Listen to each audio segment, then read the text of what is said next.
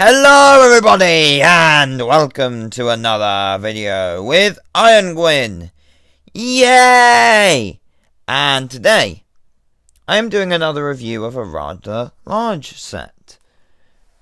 And this is, well, while I reverse my stupidity and bring up the thing that tells me about the set, see if you can guess which set it is.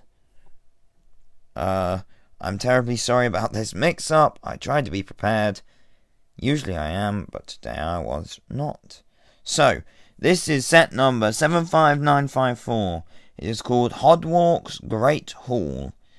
It is from the Wizarding World Harry Potter line, released in 2018, with 878 pieces and 9 minifigures, plus 1...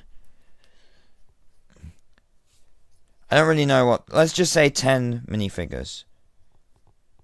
Okay. So, let's start with the main build. Because you can't get any more of a main build than a chunk of Hogwarts. I'm picking up the camera here. Just look at that architecture, the design.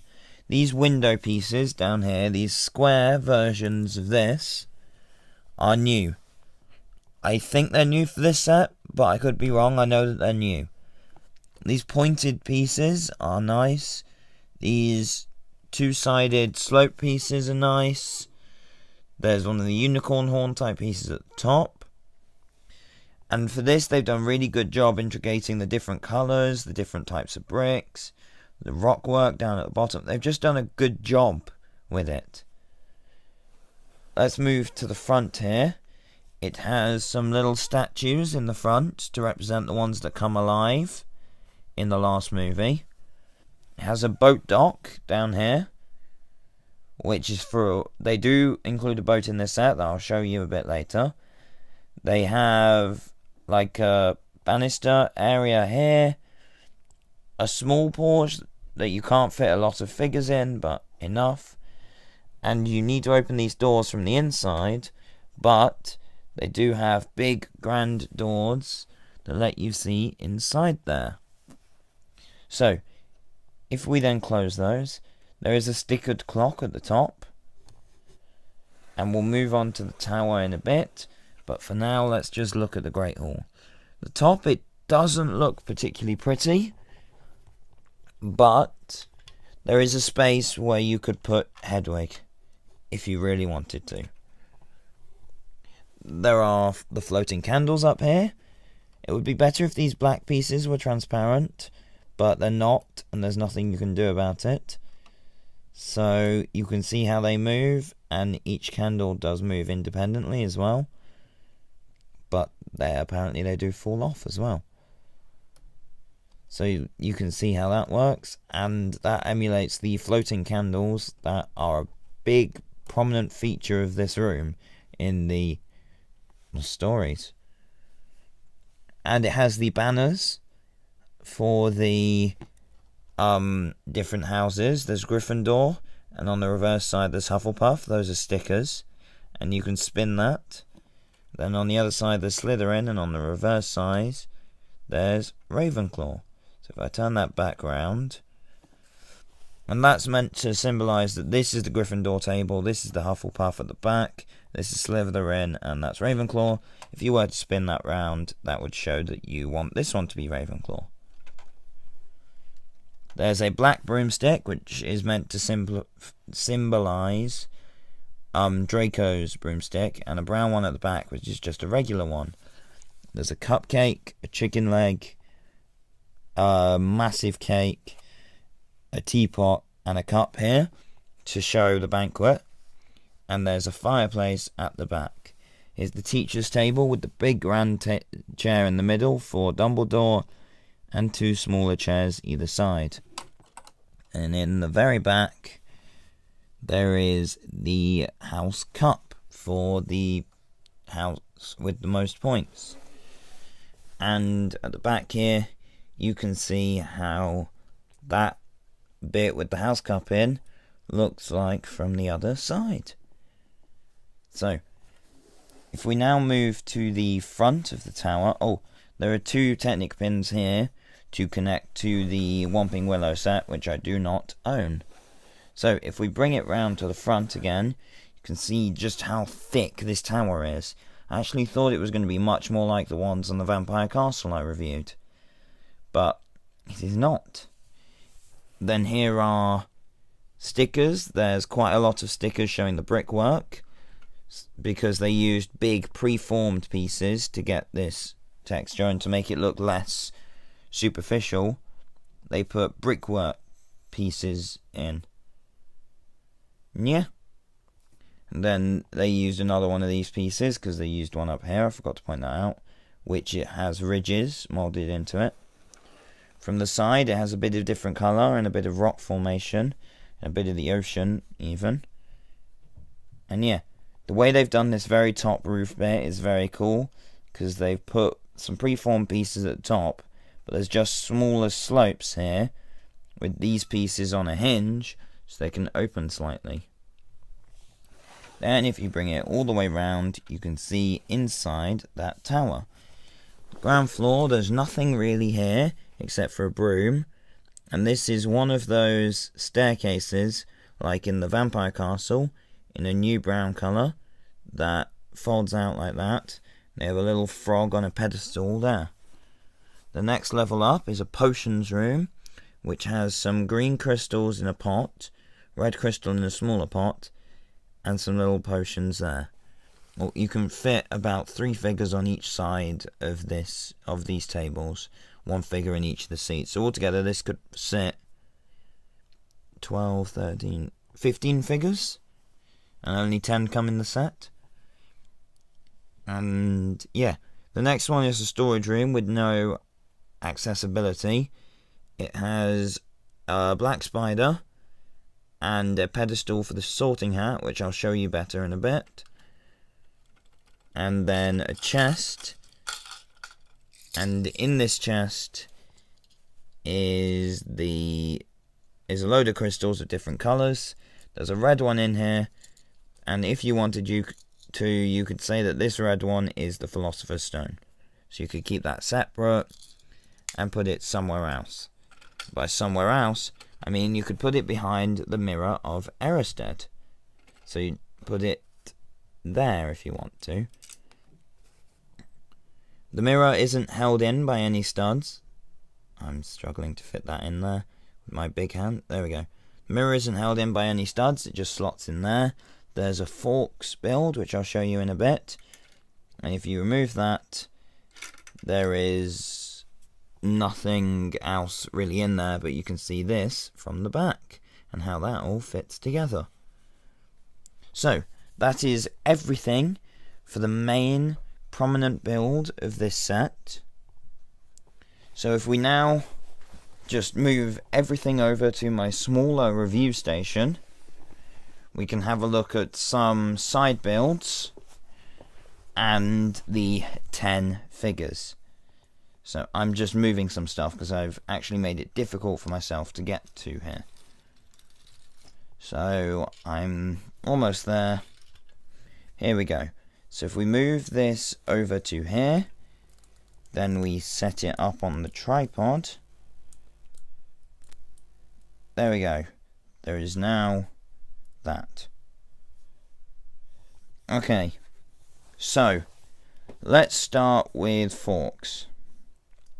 So currently he has a green thing, not green, a gold thing, which is the stand he sits on. You can remove that to get a better look at him, but I'm going to keep it on so that I can hold him without holding him. He is brick built rather than using the preform piece they used for the original Chamber of Secrets set, which I think would have been better. If you look all around, there are nice details and you could tell it's forks. Okay. Next we will look at the sorting hat. Previously they had used a brown wizard's hat piece, but in this set they have created a specialised mould for the sorting hat. This looks good, especially if you put it on Harry's head. but it does shadow his face a little bit. Okay, so next is the Mirror of Erised, which it has a lot of stickers on it. It has a sticker on each side here, 3 stickers on the top, and a sticker on the panel in the middle. That panel is removable, so you can interchange it. But let's just look at that one at the moment. That one is a mirrored effect to show Harry with his parents. But if anyone else looks in it, the image will change. So you pop that out, turn it round, and put it back in, and it shows that Dumbledore's greatest desire is a pair of yellow socks. Then there is a separate piece that's also double-sided. It shows that Ron's greatest desire is something to do with Quidditch and the House Cup. And then Quirrell's greatest desire is the Philosopher's Stone. Okay. Now let's take a look at... There's quite a lot of different bits in this set. Not everything resides on the main build, even though the main build looks really good and is really good. So let's look at the boat. This is a preformed boat piece that does float. This is one massive piece with a small build for the lantern. And you could fit 1, 2, 3, 4 figures in it if you wanted to. That's the amount I'm able to get in it anyway. You could probably fit more in it if you tried, but not realistically. But you can, but this bit around the edge is minifigures can hold on to, so you can have some just swimming next to it. The final smaller build of this set is the... Wait, I'm just putting the sorting hat back in the build. There we go. The final extra bit of this set is the basilisk. Now this is very minimalistic, using as little pieces as possible, because it was the last thing added into this set after they'd put lots of effort onto all of the figures and onto the build itself. So these little pods are the tiniest things. They're all fitted together with ball joints, so it has a range of articulation. And the bit of the tail at the end. And then the head at the front has a slightly different build with a bottom and top jaw which both move. And there are teeth on the top jaw and yellow eyes, which are transparent pieces in there. So, that is it for the basilisk. As I said, very minimalistic. There's no sword of Gryffindor in this set, so you can't reenact stabbing the basilisk. But there's also no Tom Riddle or Ginny Weasley. So the whole basilisk, there isn't very much of it. This set is kind of a mixture of Chamber of Secrets and Philosopher's Stone, with the Mirror of Erised and the basilisk in the same set. It also has a small spider symbolising Aragog when we first see him in that flashback. So, let's start with Hedwig. This is the regular owl piece with printing on the front to show feathers, yellow eyes and a beak. It's just a preformed piece that they use for Hedwig. Pretty simple, they've been using it for years. The next piece is more modern. It was released in Series 18 of the collectible minifigures to come with someone dressed up as an elephant. It's a mouse piece, and it's meant to symbolise Scabbers or Peter Pettigrew. It's the only printing are the eyes. There's no fur printing, but I don't particularly think it needs it. All it would have needed is a different colour to print the tail, because rats do not have furry tails. So, next is... let's do it in order of this. Hermione. The first figure we will be looking at is Hermione. She uses the new Harry Potter wand, which has a ball on the end so you can make it look like they're casting spells. And that's what it looks like when not being held by a figure. So I'm not going to talk about that wand again, because pretty much every figure has one. So I'm just talking about it now. Generic Gryffindor torso, with printing not specific to it being a girl. And some back printing as well. She has a really nice hairpiece that definitely looks like Hermione from the first 2 movies. And a face print which doesn't look particularly like Hermione without the hair, but with the hair it definitely does, and a more scared expression on the back. She has the short legs in black. The next figure is not really a minifigure. He sort of is, but not really. This is Hagrid, the giant, the half giant. So here he is. If I move him along, I'll show you his size comparison to a short figure. So that's Hagrid's comparison to Hermione, and then his size comparison to a regular figure. That's Dumbledore, who I will show you in a bit. So, Hagrid has a new body mould. Actually, let's start with the head. He has a new hair mould with the beard and the hair in one. It's really detailed and there's lots of hair. And if you remove it, the face print is very accurate to the actor. And there is no back face print, because it looks really weird if you actually do that. So he has a preformed body mould, which is new, different to the original one. Has printing on the front. Would have been nicer if they printed the coat, if they'd moulded the coat in like they did with the old piece, but they did pockets and no printing or mould on the back, but it doesn't particularly need it. The arms are connected by Technic pins, which I wasn't expecting. So what you could do, if you really wanted to, is you could take a big fig. I have at hand Cull Obsidian from the Avengers Infinity War Sanctum Sanctorum, and you could give him that arm. That really does not suit him and looks terrible, but you could give Cull Obsidian Hagrid's arm as well, which also does not suit him and looks terrible. That's just something I noticed since I was building these 2 sets at the same time on Christmas Day. And I thought it was interesting that that's what they'd gone with for Hagrid, and I decided I'd show that in this video. So, he has the new lantern piece, which is a regular 1x1 cylinder piece in transparent yellow, but it's in a but you slot it in through the bottom into a newly formed case for the lantern.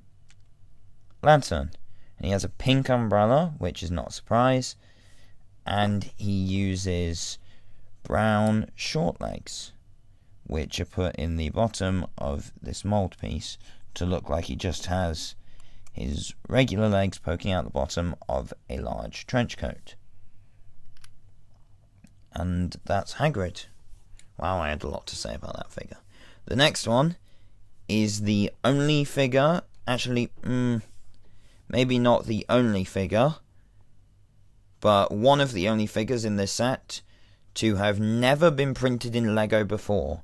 And that is Nearly Headless Nick, the ghost, who is not very important to the series, but is there a bit. He has a nice, unique face print with a hairpiece that I have seen before, but I don't know where. And he has a sad face print on the back. There is nothing to show that he's nearly headless. You can take his head off if you want, but that's not the same. He has transparent printing in the torso, and he has an intricate front and back torso print. He also has leg printing. It would have been nicer if the legs were printed in the light and the dark grey, not printed, dual moulded in the light and the dark grey, but they are not. There is no side arm or side leg printing, but this does look like a nice figure. And if I quickly bring you back over to the set itself, you can make Nick look much better, or you can make him look like he's flying if you hang him on the thing that is holding up the lights. So if I bring you back over here, we can move on to our next figure, which is Professor Quirrell. So he has a bandana mold, which was first introduced in the collectible minifigure series, which has a print on, and it's specially molded. He has a face there, and if you remove that and look on the back, he has Voldemort printed on the back. That's what that looks like with this on, but it's not designed to do that. It's meant to be bold when you are looking at Voldemort on the back. There is a torso print showing this wrapping round, and there is also a back torso print. And he has a brown wand. The next figure is Albus Dumbledore. This is a different version of Dumbledore than the one that came in the collectible minifigure series, which I will be reviewing soon, as I have the whole series except for one figure, and it's the rarest one. He has the light brown wand with a new specialized hairpiece for him, and I don't think it's a new beard piece. I think it's the same piece they've always used. He has two face prints that don't look very good without the beard, but they're okay. They definitely don't look like Dumbledore without the beard. And there's a very minute difference between the two. They look so similar. This one's slightly more scared. This one's slightly more happy, but there isn't much in it. He has a detailed torso print with some metallic printing, and it continues on to the legs. There is also a bit of print on the back. So I'm quickly going to put his beard and his hair back on. And the next figure is Draco Malfoy, the only Slytherin of this set, because there's no Snape or anything, just Draco. And yeah, he has a generic Slytherin torso that you could use for a man or a lady. He's a brown wand, black short legs, printing on the back. He has a hairpiece that shows him really gel down his hair, trying to look smart.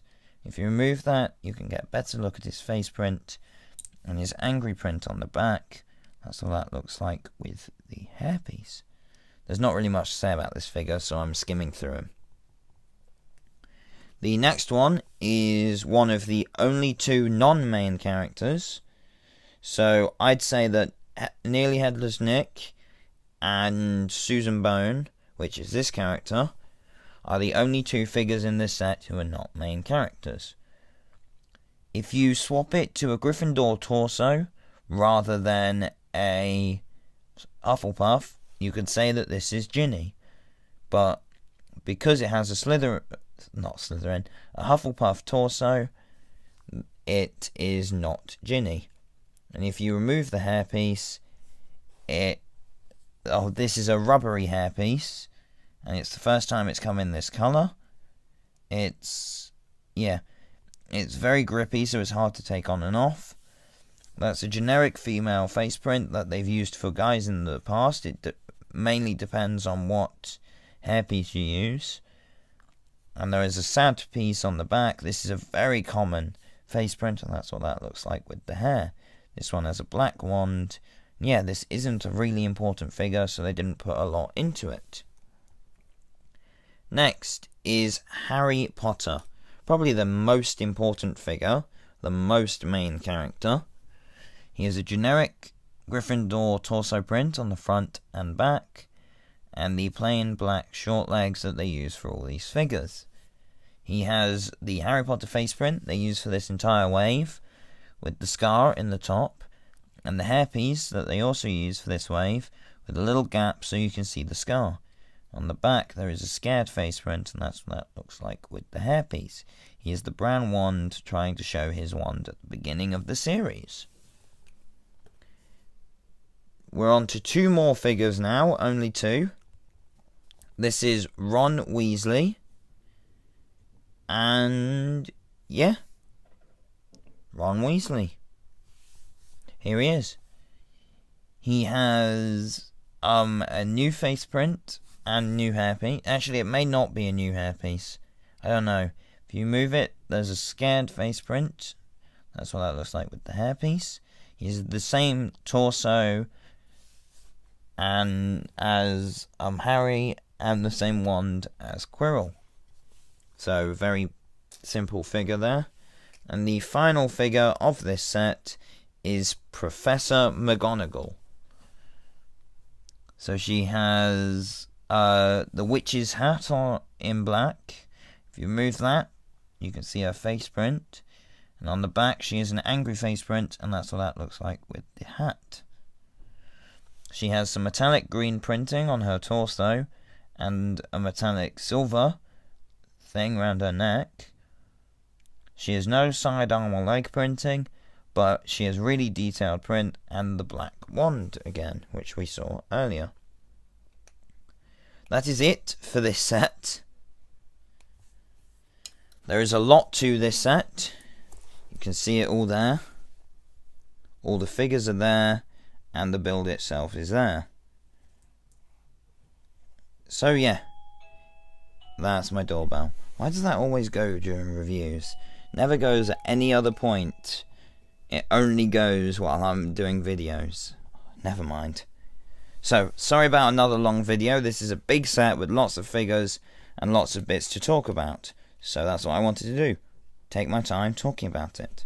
So, if you enjoyed this video, please like, comment and subscribe. Tell me your opinion on this set in the comments below. And I look forward to doing more reviews for you in the future. Bye.